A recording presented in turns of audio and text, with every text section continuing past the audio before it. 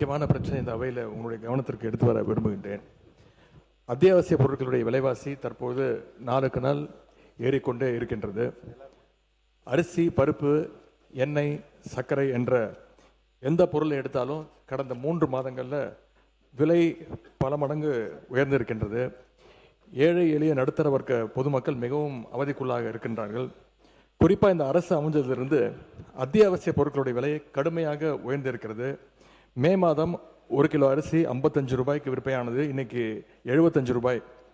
மே மாதம் 1 கிலோ வெங்காயத்துடைய விலை 40 ரூபாய், இன்றைக்கு கிலோ 80 ரூபாய். மே மாதம் 1 கிலோ துவரம்பருப்பு 150 ரூபாய், இன்றைக்கு கிலோ 180 ரூபாய். மே மாதம் 1 கிலோ சர்க்கரை ரூபாய் 40, இன்றைக்கு 1 கிலோ சுமார் 70 ரூபாய் வரைக்கும் உயர்ந்திருக்கு.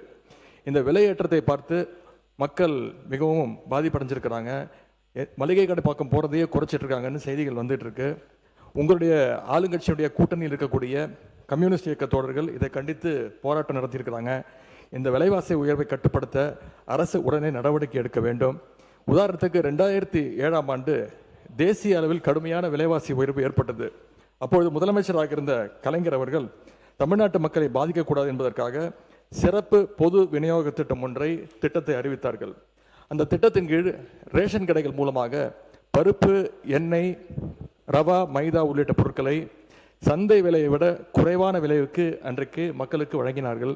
அது மட்டும் இல்லை, கடுகு, சீரகம், வெந்தயம் உள்ளிட்ட 10 மளிகை பொருட்களை 50 ரூபாய்க்கு வழங்கினார்கள்.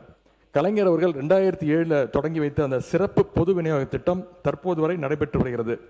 ரேஷன் கடைகள் மூலமாக சர்க்கரை மற்றும் அத்தியாவசிய பொருட்களை தற்போது வழங்கப்படுகின்ற அளவை விட இன்னும் கூடுதல் அளவு வழங்கிட இந்த அரசு ஆவணம் செய்ய வேண்டும் என்று உங்கள் மூலமாக கேட்டுக்கொண்டு, முக்கியமாக முதலமைச்சர் தலைமையில் நிதி, உணவு, கூட்டுறவு உள்ளிட்ட துறைகளுடைய அமைச்சர்கள், அதிகாரிகள் பங்கேற்கின்ற வகையில் ஒரு சிறப்பு ஆலோசனை கூட்டம் ஒன்றை நடத்தி விலைவாசி உயர்வு பிரச்சனைக்கு இந்த அரசு உடனடியாக ஒரு நல்ல தீர்வு காண வேண்டும் என்று இந்த அவையின் கவனத்தை ஈர்த்து அமைகின்றேன்.